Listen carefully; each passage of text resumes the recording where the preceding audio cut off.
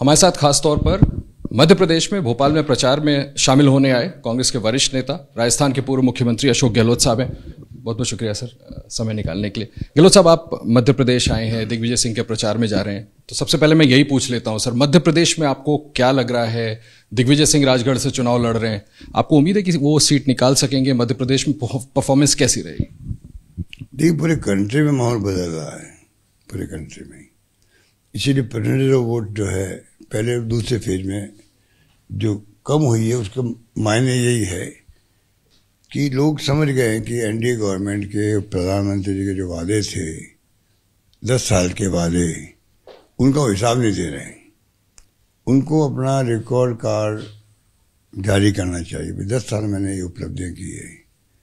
Manifesto भी उनका झूठ का बुलंदा हो गया। उसको छिपाने के लिए वो कांग्रेस के मैनेजमेंट कर रहे हैं। जो बातें हमने लिखी नहीं है, 5 न्याय 25 गारंटी, उसमें वो कोई पॉइंट ढूंढ करके बिना कोई हमारे मेंशन किए हुए वो बोल रहे हैं। ऐसा पहली बार हो रहा है। तो हमारे मैनिफेस्टो को तो छोड़ो, हम पहुंचाएंगे जनता तक। आप अपना लेके आकर बताओ जनता को, 10 साल की उपलब्धि बताओ। आप जो वादे किए थे काला धन लाने के, 2 करोड़ नौकरियां देने के, इनकम डबल करने किसानों के लिए, 700 किसान मारे गए, कोई जवाब नहीं उनके पास में। सर, आप कह रहे हैं कि अपने वादों, अपने वचन को बताइए, लेकिन मोदी जी तो मोदी की गारंटी की बात कर रहे हैं। बीजेपी पूरे भारतवर्ष में कह रही है कि मोदी की गारंटी, उस पर लोग भरोसा दिखाएंगे, इसीलिए चुनाव हारेंगे वो। आज जो परसेंटेज कम हो रही है, आज जो उत्साह खत्म हो गया कार्यकर्ताओं में और आरएसएस के लोगों के अंदर, आज जो जनता में उत्साह खत्म हो गया है कि डेमोक्रेसी, पार्लियामेंट डेमोक्रेसी है देश के अंदर, कैंडिडेट गायब, ये तो खतरनाक है। तो कैंडिडेट का नाम ही नहीं आना चाहिए कहीं, ना फोटो आनी चाहिए, बीजेपी का नाम भी नहीं आना चाहिए। जो प्रोग्राम, पॉलिसी, प्रिंसिपल पॉलिटिकल पार्टियों के होते हैं, उसका आधार बना के लड़ाई होती है चुनाव के अंदर भी और राजनीति के अंदर भी, वो भी गायब हो गई है। और मोदी की गारंटी, तो मोदी की गारंटी उनका 14 साल पहले, 10 साल पहले दी थी, वादे किए थे, गारंटी दी थी, वही गारंटी थी ना जो मोदी जी ने कैंपेन किया उस वक्त में चुनाव जीतने के लिए। वो सब गारंटी थी ना उनकी। उन गारंटियों का क्या हुआ? तो लोग अब क्या विश्वास करें उन गारंटियों पर? और खाली मोदी मोदी हो जाएंगे तो डेमोक्रेसी खतरे में पड़ जाएगी। एक आदमी नाम से वोट मांग रहे हो आप। गहलोत साहब, इस बात का कहीं आप लोगों को डर लगता है कि प्रधानमंत्री जब मंच से कहते हैं, सैम पिट्रोडा जी के बयान को पेश करके कि भाई कांग्रेस आएगी, सबके इनहेरिटेंस टैक्स की बात करना और मंगलसूत्र तक छीन करके घुसपैठियों और मुसलमानों को दे दिया जाएगा। पूर्व प्रधानमंत्री मनमोहन सिंह का बयान बताया कि रिसोर्सेस पर पहला हक गरीब मुसलमानों का होता है। देखिए, कई बातें वो ऐसे बोले हैं बांसवाड़ा के अंदर भी, मंगलसूत्र, धन आपका सोना इकट्ठा कर लेंगे, बांट देंगे जो बच्चे ज्यादा पैदा करते हैं। अब तो भैंस पे भी आ गए, आपकी 2 भैंसें हो गई तो 1 भैंस ले लेंगे आपकी। पाकिस्तान पे आ गए। तो ये धर्म के नाम पर जो बंटवारा कर रहे हैं और जो भड़का रहे लोगों को, ये भी कोड ऑफ कंडक्ट के खिलाफ में है। कोड ऑफ कंडक्ट के खिलाफ में, पर इलेक्शन कमीशन चुप बैठा हुआ है। धर्म के नाम पे आप वोट नहीं मांग सकते हो, ये क्राइम है। ये मांग रहे हैं। वोटों का ध्रुवीकरण हो जाएगा, इससे आपको नहीं लगता आप लोगों को नुकसान हो सकता है? इस बार हो नहीं रहा है ना।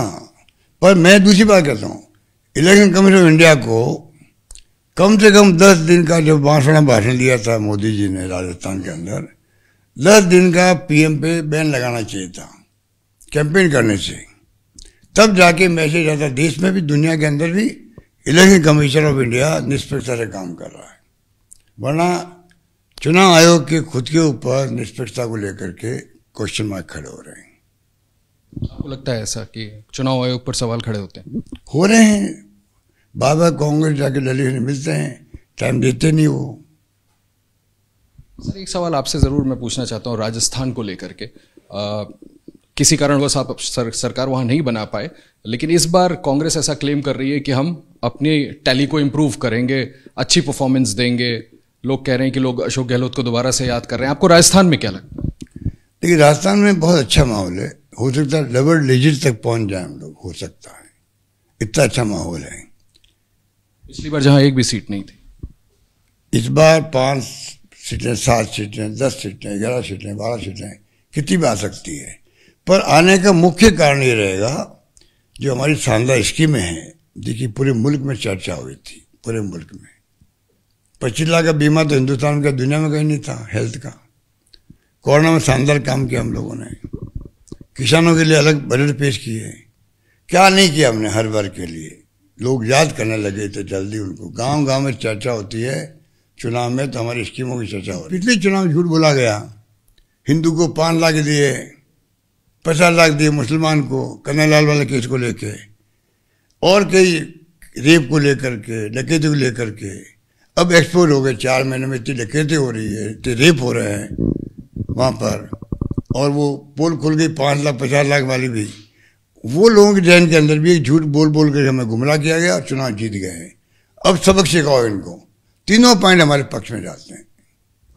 सर, जब ईडी सीबीआई की आप लोग बात करते हैं या संविधान बदलने वाले, आप कह रहे हैं कि संविधान बदल देगी बीजेपी, प्रधानमंत्री अमित शाह साहब दोनों ने ये कहा कि ये आप लोग तो लोगों को भय दिखा रहे हैं, चाहे ईडी सीबीआई का, भाई भ्रष्टाचार के खिलाफ कार्रवाई कर रहे हैं, संविधान बदलने की तो कोई बात भी नहीं, अम्बेडकर आ जाए तो वो भी नहीं बदल पाएंगे। ये कहने जरूरत क्यों पड़ेगी? अम्बेडकर आ जाए तो ही नहीं बदल पाएंगे। उनका नाम क्यों लिया? उनका नाम लेना भी गलत था। और पूरे देश के अंदर किसने लगेगा उनको? हमारे कहने से क्या हो? पब्लिक में जहन में बैठ गया ये लोग कुछ काम करते नहीं हैं, झूठे वादे करते हैं, निभाते नहीं हैं, और अगली बार 400 पार की बात करने लग गए। तो इनकी नीयत में खोट है, कुछ भी कर सकते हैं। वैसी डेमोक्रेसी खतरे में है, ये तो माहौल पहले बन गया है। जब आप अगर ईडी, इनकम टैक्स, सीबीआई के नाम से राजनीति करोगे, इलेक्टोरल बॉन्ड अगर आप इकट्ठा कर रहे हो, एक तरफा चंदा दो धंधा लो, अगर आपने किया है कि आपने ईडी भेजा, सीबीआई को भेजा है, 100 करोड़ रुपए पहुंचे बॉन्ड के बीजेपी दफ्तर में, और केस बंद हो गया। ये जो करप्शन हुआ है, जो वित्त मंत्री सीतारमण जी के हस्बैंड को कहना पड़ा, जो इकोनॉमिस्ट है, ये स्कैंडल हिंदुस्तान में दुनिया का सबसे बड़ा स्कैंडल ये साबित होगा। सर, आपको लगता है इंडिया अलायंस इस बार एनडीए को रोक पाएगा? मोदी जी को सरकार बनाने से रोक पाएंगे आप लोग?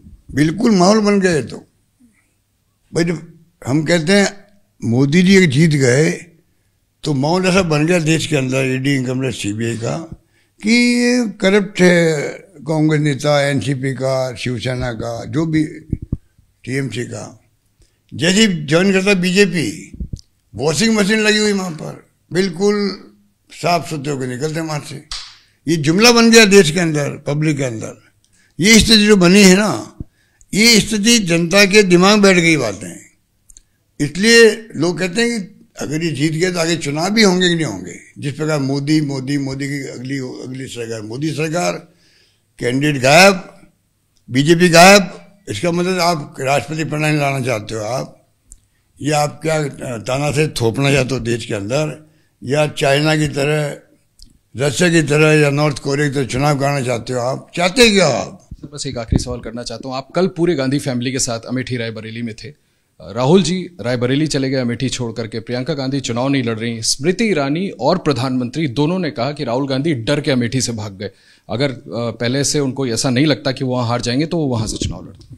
देखिए, प्राइम मिनिस्टर और स्मृति ईरानी जी का कहना, स्मृति ईरानी जी का कहना मैं समझता हूँ अपना आप में ये शो करता है कि वो इतने बौखला गए हैं हार के डर से, कि जो नॉन इशू बना रहे हैं। उनको क्या मतलब है कि रायबरेली और अमेठी की ऐसी क्या बात है? कांग्रेस ने सोच समझ करके अपने स्ट्रेटजी के अंतर्गत टिकट लास्ट ले दिया है, सोच समझ के दिया है, सोच समझ के उम्मीदवार घोषित किए हैं।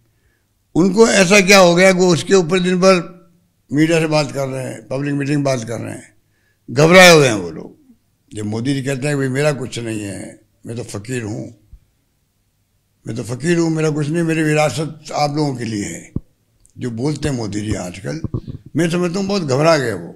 सर बस एक मैं कहना चाहूँगा मोदी जी को, मोदी जी अभी भी समझ जाओ 5 फेज बाकी है। आपने विपक्ष को दुश्मन समझ रखा है। डेमोक्रेसी में बिना विपक्ष के क्या पक्ष होता है? बहुत खतरनाक खेल आप खेल रहे हो। समझ लो आप, 5 राउंड अभी बाकी है। एक आखिरी सवाल बस, स्मृति ईरानी जी ने एबीपी को इंटरव्यू दिया है, एबीपी न्यूज को, और उसमें एक बड़ा आरोप लगाया है कि चाहे जो कुछ भी चाहे, सोनिया गांधी जी बेटी और दामाद को चुनाव नहीं लड़ने देंगी। वो नहीं चाहती कि बेटी और दामाद। वो कौन होते हैं हमारे परिवार के नेताओं के परिवार के ऊपर कमेंट करने वाले?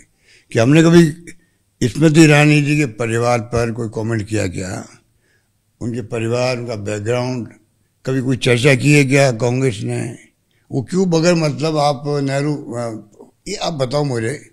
एक गांधी फैमिली जो है, जिससे पूरी कांग्रेस, पूरा देश एकजुट है, रैंक एंड फाइल हमारी एकजुट है, क्योंकि इनका सेक्रेटरी इतने बड़े बड़े हैं आज़ादी के पहले के। 10-10 साल तक पंडित नेहरू जेल में बंद रहे थे। इतना खानदान का त्याग है। इंदिरा गांधी हत्या हो गई, खालिस्तान नहीं बनने दिया, देश को टूटने नहीं दिया। बांग्लादेश, पाकिस्तान 2 टुकड़े कर दिए, बांग्लादेश बना दिया। लोग भूल गए क्या? राजीव गांधी शहीद हो गए। इस परिवार का 30 साल से कोई सदस्य ना प्राइम मिनिस्टर बना, ना केंद्रीय मंत्री बना है। सोनिया गांधी जी ने भी मनमोहन सिंह जी को बना दिया प्राइम मिनिस्टर, खुद ने स्वीकार नहीं किया। उस परिवार के बारे में मोदी जी बोलते हैं या दूसरे बोलते हैं, अभी तक लोग सुनते रहे हैं। क्योंकि एक मौका इनको दो, पता नहीं ये आकाश से तारे तोड़ के ले आएंगे मोदी जी। ऐसे ही भाषण दिए थे इन्होंने, हम सब देख रहे थे। वो पिंक रिवॉल्यूशन की बात करते थे। अब क्या हुआ उसका? अब गाय मांस का मैंने सुना है एक्सपोर्ट बढ़ गया इनके राज के अंदर। मैंने सुना है कि जो मशीनरी होती है उस पर सब्सिडाइज अनुदान देने लग गए लोग उनको। गाय मांस का निर्यात बढ़ा है मोदी जी के राज में, तो ये सुनिए क्या, या तो खंडन करे वो। ये जो गंभीर आरोप लग रहे हैं उनके ऊपर, अब पब्लिक समझ गए। वो कितने ही भले स्मृति ईरानी जी या भले मोदी जी कुछ बोलो, अब उनका असर कम हो गया है। इतने बोकलाल में बाहर निकल रहे हैं। जब बोलते हैं तो जो शब्दों का चयन होता है, वो शब्दों का चयन नहीं हो पा रहा है और गलत शब्द निकल रहे हैं, मेरा मानना है। बहुत बहुत शुक्रिया हमसे बात करने के लिए। अशोक गहलोत साहब जो मध्य प्रदेश चुनाव प्रचार में आए हैं, एक्सक्लूसिवली बात की एबीपी न्यूज से, और उनका कहना है कि इस बार लोग समझ रहे हैं और इंडिया अलायंस एनडीए बीजेपी को सत्ता में आने से इस दफा रोक पाएगा। कैमरामैन मोहित के साथ आशीष कुमार सिंह, एबीपी न्यूज, भोपाल।